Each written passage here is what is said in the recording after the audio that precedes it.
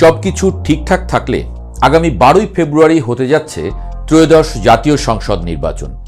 একটি গুরুত্বপূর্ণ নির্বাচনের দিকে এগিয়ে যাচ্ছে দেশ। যদিও বাইরে থেকে দেখে আপাত দৃষ্টিতে মনে হচ্ছে সবকিছু নিয়ন্ত্রণে, কিন্তু ভেতরে ভেতরে একাধিক দিক থেকে চাপের মুখে পড়েছে সরকার। বিদেশি শক্তি, রাজপথের বাস্তবতা এবং নিজেদের রাজনৈতিক মিত্র সব দিক থেকেই ভীষণ চাপে আছে তারা।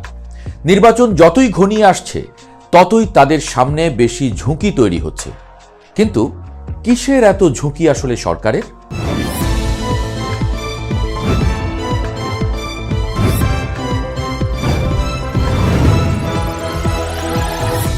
এই মুহূর্তে যুক্তরাষ্ট্র, যুক্তরাজ্য এবং অস্ট্রেলিয়া এক সুরে কথা বলছে। তারা চায় বাংলাদেশের নির্বাচন ইনক্লুসিভ হোক, অর্থাৎ সব বড় রাজনৈতিক শক্তি যেন কোনো না কোনোভাবে নির্বাচনের ভেতরে থাকে। এই দাবির কেন্দ্রে আছে নিষিদ্ধ আওয়ামী লীগ। পশ্চিমা দেশগুলো মনে করে আওয়ামী লীগের এখনও একটি বড় ভোট ব্যাংক আছে, যার সংখ্যা আনুমানিক 30 থেকে 35%।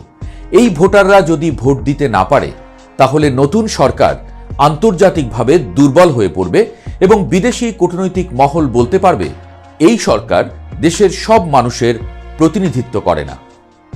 এই কারণে জাতীয় নিরাপত্তা উপদেষ্টা খলিলুর রহমানের সাম্প্রতিক মার্কিন সফর এত গুরুত্বপূর্ণ ছিল।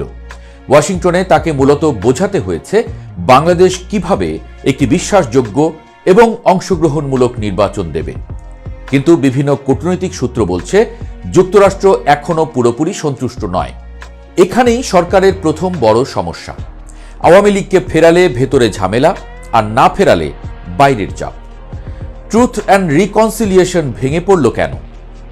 ডক্টর ইউনূস সরকার শুরুতে ভেবেছিল দক্ষিণ আফ্রিকার আদলে একটি ট্রুথ অ্যান্ড রিকনসিলিয়েশন কমিশন গঠন করে বড় রাজনৈতিক সমাধান আনা যাবে। পরিকল্পনাটা ছিল আওয়ামী লীগ তাদের আগের শাসনের ভুল স্বীকার করবে, ক্ষমা চাইবে, তারপর ধীরে ধীরে রাজনীতিতে ফেরার রাস্তা খুলবে।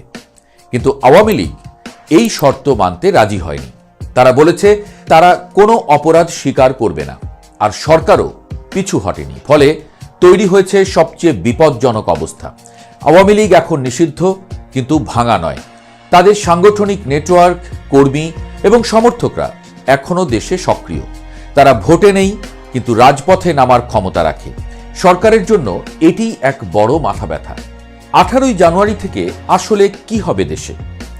গোয়েন্দা সংস্থাগুলোর অভ্যন্তরীণ রিপোর্টে একটি তারিখ বারবার উঠে আসছে, 18ই জানুয়ারি।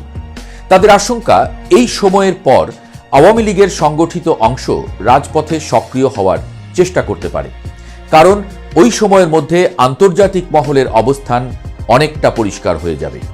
যদি আওয়ামী লীগ দেখে যে পশ্চিমা দেশগুলো সরকারকে পুরোপুরি সমর্থন দিচ্ছে না, তাহলে তারা এটাকে সুযোগ হিসেবে নিতে পারে। এই আশঙ্কার কারণেই পুলিশ ও নিরাপত্তা বাহিনীর ভেতরে ভয় বাড়ছে।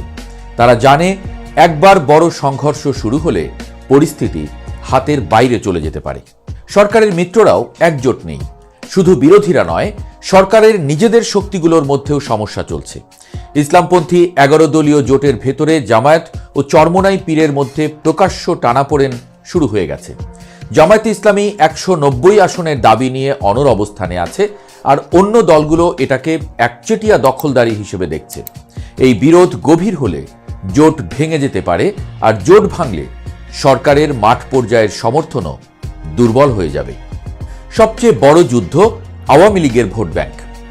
সবচেয়ে নীরব কিন্তু সবচেয়ে গুরুত্বপূর্ণ লড়াই হচ্ছে আওয়ামী লীগের ভোটারদের নিয়ে। বিএনপি ও জামায়াত দুই পক্ষই এখন চেষ্টা করছে এই ভোটারদের নিজেদের দিকে টানতে, কারণ সবাই জানে এই 30 থেকে 35% ভোট যে পাবে সেই সরকার গঠন করবে। সরকার এখানে আটকে গেছে। এই ভোটারদের পুরোপুরি বাদ দিলে বিদেশি চাপ বাড়বে, আর সুযোগ দিলে নিজেদের মিত্রদের ক্ষোভ বাড়বে। এই বাস্তবতায় ডক্টর ইউনূসের সরকার এখন এক প্রকৃত রাজনৈতিক সংকটে দাঁড়িয়ে আছে। একদিকে পশ্চিমা শক্তির ক্রমবর্ধমান চাপ, আরেকদিকে রাজপথে অশান্তি ছড়িয়ে পড়ার আশঙ্কা। তার উপরে সরকার সমর্থিত জোটের ভেতরের ফাটল, সব মিলিয়ে সরকার 3 দিক থেকে চাপে। এই নির্বাচন শুধু ক্ষমতা নির্ধারণের একটি প্রক্রিয়া নয়, এটি ডক্টর ইউনূস সরকারের জন্য বিশ্বাসযোগ্যতার একটি বড় পরীক্ষা।